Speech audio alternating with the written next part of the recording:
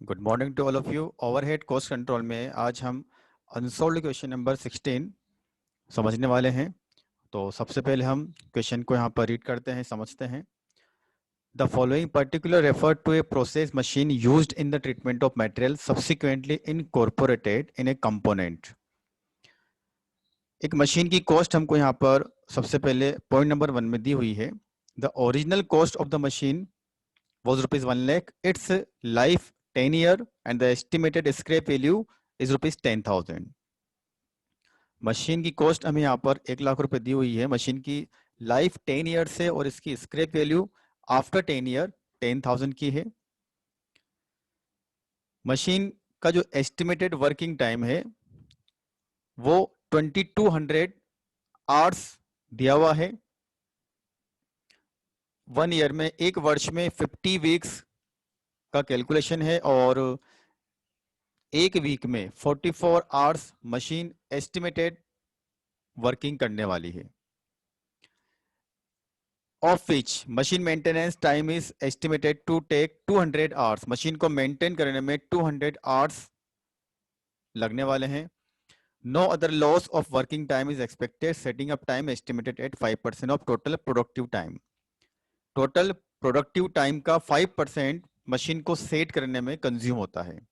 और ये जो प्रोडक्टिव टाइम है, ये जो मशीन का सेटिंग अप टाइम है, इसको प्रोडक्टिव टाइम ही यहाँ पर काउंट किया जाना है। Point number 2, electricity used by the machine during production is 3 units per hour at a cost of rupees 4.80 per unit.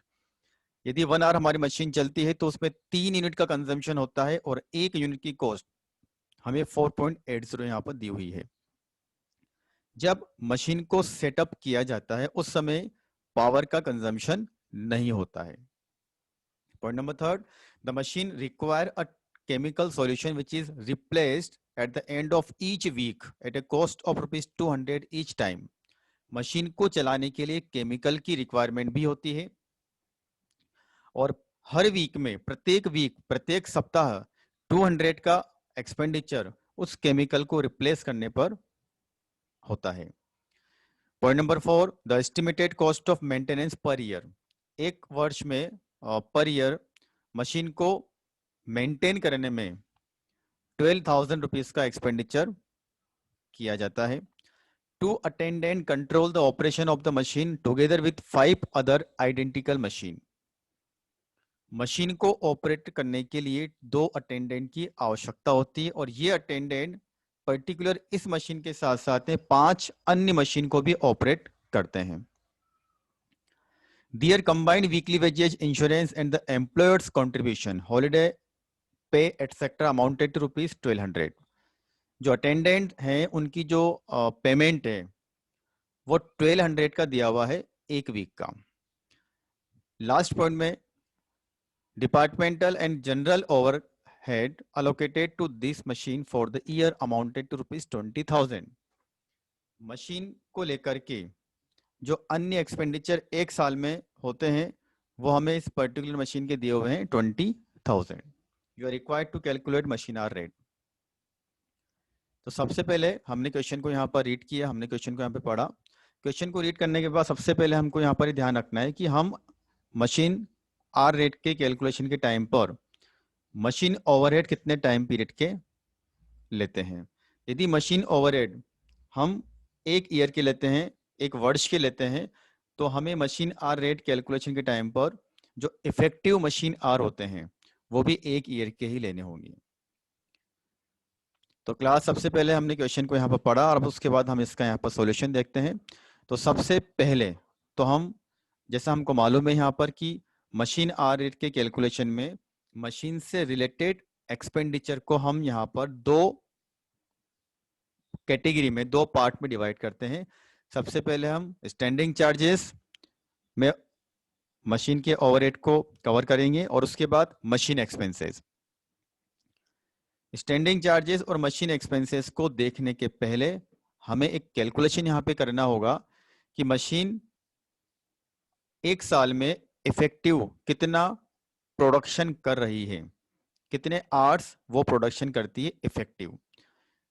तो उसके लिए हमें क्वेश्चन की इंफॉर्मेशन को देखना होगा। जैसा क्वेश्चन में दिया हुआ है, एक ईयर में 2200 आवर्स मशीन वर्किंग करने वाली है और उसमें से 200 आवर्स मशीन के मेंटेनेंस में लगने वाले हैं। तो वर्किंग नोट से हम यहाँ पर ये समझ सकते हैं, देखिए working note, estimated working hours हमको 2200 दिए हुए हैं, जो एक वर्ष में मशीन कितना वर्किंग करने वाली है, उसमें से हमको मेंटेनेंस टाइम को लेस करना है। मेंटेनेंस टाइम के टाइम मशीन जब मेंटेनेंस में जाती है उस समय वो प्रोडक्शन नहीं कर सकती, इसलिए मेंटेनेंस टाइम को हमको यहाँ पर प्रोडक्टिव आवर्स के कैलकुलेशन के समय माइनस करना है। तो 2200 में से हमने यहाँ पर 200 मेंटेनेंस टाइम को माइनस किया, तो इफेक्टिव प्रोडक्टिव आवर्स हमारे 2000 यहाँ पर कैलकुलेट होते हैं। मशीन को सेट करने में भी 5% का टाइम कंज्यूम होता है, लेकिन जैसा क्वेश्चन के अंदर यहाँ पर दिया हुआ है कि मशीन सेटिंग अप टाइम को भी प्रोडक्टिव टाइम ही मानना है, इसलिए जब हम यहाँ पर मशीन आर रेट का कैलकुलेशन करेंगे तो हमें डिवाइड करते समय, रेट को कैलकुलेट करते समय इफेक्टिव मशीन आर 2000 कंसिडर करने होंगे, ना कि 1900। ठीक है, तो एक कैलकुलेशन हमारी यहाँ पर ये होती है कि मशीन का प्रोडक्टिव टाइम कितना है, इफेक्टिव वर्किंग टाइम कितना है 2000। ये मशीन आर रेट की कैलकुलेशन में हमारा बहुत इंपॉर्टेंट फैक्टर है। दूसरा पॉइंट जो हमें यहाँ पर समझना है, पावर का जब हम कैलकुलेशन करते हैं, पावर कंजम्पशन का जब हम कैलकुलेशन करते हैं, तो जैसा क्वेश्चन के अंदर यहाँ पर गिवन है कि जब मशीन को सेट किया जाता है उस समय पावर का कंजम्पशन नहीं होता है। इसका मतलब पावर कॉस्ट का जब हम यहाँ पर कैलकुलेशन करेंगे तो सबसे पहले हमको यहाँ पर ये कैलकुलेट करना होगा कितने आवर्स मशीन हमारी चलती है जब पावर का कंजम्पशन होता है। तो 2200 मशीन के एस्टिमेटेड वर्किंग आवर्स थे, 200 मशीन का मेंटेनेंस होता है, 2000 मशीन का प्रोडक्टिव टाइम है, लेकिन इसमें से भी मशीन को सेट करने में 5% का टाइम लगता है। इसका मतलब एक्चुअल में जो पावर कंजम्पशन होगा वो केवल 1900 आवर्स के लिए ही होगा। तो जब हम पावर का कॉस्ट का कैलकुलेशन करते हैं तब हमें यहाँ पर इस पॉइंट को देखना होगा। एक और पॉइंट जो हमको यहाँ पर समझना है, मशीन के जो अटेंडेंट होते हैं उनको जो वेजेज का पेमेंट होता है उसे हम यहाँ पर प्राइम कॉस्ट में कवर करते हैं। ठीक है, यहाँ पर जो अटेंडेंट जो मशीन को ऑपरेट कर रहे हैं वो इस मशीन के साथ में 5 अन्य मशीन को भी यहाँ पर ऑपरेट कर रहे हैं। तो एक तरह से हम यहाँ पर इसको इनडायरेक्ट वेजेज मान करके मशीन ओवरहेड में कवर कर सकते हैं। तो मशीन आर रेट की कैलकुलेशन में इसको इनडायरेक्ट वेजेज हमने यहाँ पर कंसिडर करना है, और अटेंडेंट कितना टाइम पर्टिकुलर हमारी इस मशीन के लिए एक्सपेंड करता है वो अलोकेशन हमको यहाँ पर करना होगा। तो आंसर को स्टार्ट करने के पहले हमें वर्किंग नोट में यहाँ पर सबसे पहले प्रोडक्टिव मशीन आर का कैलकुलेशन करना है, पावर कैलकुलेशन में किस तरह से हमको कितने मशीन आर लेने हैं वो हम यहाँ पर कैलकुलेशन करना है, ऑपरेटर की वेजेज को डायरेक्ट वेजेज मानना है या फिर इनडायरेक्ट मानना है वो अजम्पशन हमको यहाँ पे लेना है। चलिए, तो वर्किंग नोट को समझने के बाद अब हम यहाँ पर मशीन आर रेट का कैलकुलेशन करते हैं। सबसे पहले हम बात करते हैं स्टैंडिंग चार्जेस। स्टैंडिंग चार्जेस का मीनिंग होता है फिक्स ओवरहेड। तो पॉइंट नंबर 6 में आप देखिए हमें यहाँ पर दिया हुआ है पूरे एक ईयर में 20,000 का एक्सपेंडिचर इस मशीन के रेफरेंस में होने वाला है। तो हमने सबसे पहले स्टैंडिंग चार्जेस में यहाँ पर 20,000 को कवर किया। उसके बाद अब हमें यहाँ पर अटेंडेंस सैलरी को कैलकुलेट करना है। तो अटेंडेंस सैलरी के लिए हमको यहाँ पर देखना होगा कि मशीन के लिए कितने अटेंडेंस लगे हुए हैं। तो 2 ऑपरेटर हैं, ये 2 ऑपरेटर 1200 पर वीक का पेमेंट पर अपॉइंट किए हुए हैं। ठीक है, और ये दोनों अटेंडेंट जो है ये पर्टिकुलर इस मशीन के साथ साथ में 5 दूसरी मशीन को भी यहाँ पर ऑपरेट करते हैं। तो अब हमें पर्टिकुलर इस मशीन को लेकर के अटेंडेंट का कितना पेमेंट हमको अलोकेट करना है वो देखना है। तो 2 अटेंडेंट हैं, ठीक है। दोनों अटेंडेंट को यहाँ पर एक वीक में 1200 का पेमेंट मिलता है। क्योंकि हम यहाँ पर पूरे ईयर के एक्सपेंडिचर कवर करने वाले हैं, तो एक ईयर में 50 वीक इन्होंने क्वेश्चन में यहाँ पर दिया हुआ है। तो एक वीक में 1200 का पेमेंट होता है, तो 50 वीक में कितने का पेमेंट होगा, ये कैलकुलेशन हमको यहाँ पर करना होगा, ठीक है। तो 60,000 का पेमेंट हमारा टोटल आता है दोनों अटेंडेंट का। क्योंकि दोनों अटेंडेंट यहाँ पर 6 मशीनों को देखते हैं, एक मशीन जिसका हम यहाँ पर कंप्यूटेशन बना रहे हैं और उसके साथ में 5 अन्य मशीन। तो कुल मिलाकर के इस 60,000 के ओवरहेड को हम यहाँ पर 6 मशीनों से चार्ज करेंगे, तो एक मशीन का हमारा अमाउंट आता है 10,000, ठीक है। अब इसके बाद जो भी एक्सपेंडिचर हमें यहाँ पर क्वेश्चन में लेने हैं वो सभी वेरिएबल नेचर के हैं। फॉर एग्जांपल डेप्रिसिएशन, इलेक्ट्रिसिटी मतलब पावर कंजम्पशन, केमिकल सॉल्यूशन, ये सभी एक्सपेंडिचर हम मशीन एक्सपेंडिचर में कवर करने वाले हैं। तो टोटल स्टैंडिंग चार्जेस का कैलकुलेशन करने के बाद अब हम यहाँ पर स्टैंडिंग चार्जेस पर आवर का कैलकुलेशन करते हैं। Machine hour rate for standing charges, उसके लिए हम यहाँ पर टोटल स्टैंडिंग चार्जेस को डिवाइड करने वाले हैं टोटल इफेक्टिव मशीन आवर्स से, जितने टाइम मशीन ने यहाँ पर प्रोडक्शन किया,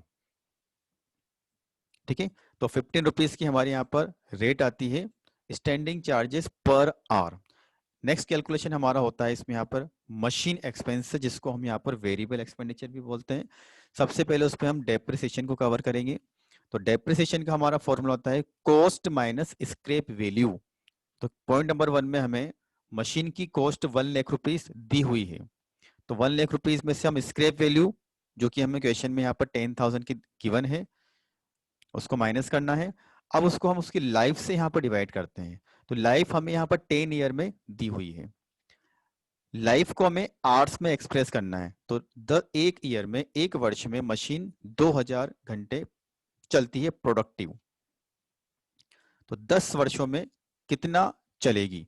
तो 20,000 मशीन की यहाँ पर 20,000 मशीन आर, ये मशीन की लाइफ को हमने आवर्स में कन्वर्ट कर दिया। अब हमें यहाँ पर रेट निकालना है, तो 90,000 को हम डिवाइड करेंगे 20,000 से, तो रेट आती है 4.50 पर मशीन आवर। तो मशीन एक्सपेंसेस की रेट हम यहाँ पर आवर में एक्सप्रेस करते हैं। इसी के साथ में इलेक्ट्रिसिटी, सबसे पहले तो हमको ये देखना होगा कि पूरे ईयर में, पूरे वर्ष में कितने आवर्स हमारी मशीन चलती है जब पावर का कंजम्पशन हुआ होगा। तो वर्किंग नोट में हमने देखा था यहाँ पर कि 1900 2000 तो प्रोडक्टिव आवर्स थे, लेकिन मशीन को सेट करने में यहाँ पर पावर का कंजम्पशन नहीं हो रहा है, ठीक है। तो मशीन को सेट करने में पावर का कंजम्पशन नहीं हो रहा है, इसका मतलब 2000 माइनस 5% आप करेंगे तो आपको 1900, मतलब 1900 आवर्स हमारी मशीन यहाँ पर चलती है जब पावर का कंजम्पशन होता है। अब एक आवर 1 आवर यदि मशीन चलती है तो 3 यूनिट का कंजम्पशन होता है और 1 यूनिट की कॉस्ट है 4.80। तो इस तरह से हमने यहाँ पर 1900 इंटू 3 इंटू 4.80 किया, तो 27,360 रुपीज की हमारी पावर की कॉस्ट आती है पूरे ईयर की।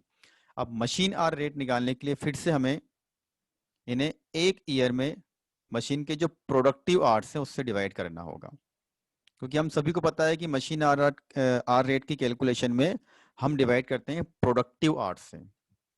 तो रेट हमारी आती है 13.68। इसी के साथ केमिकल कॉस्ट को हम देखते हैं। तो पॉइंट नंबर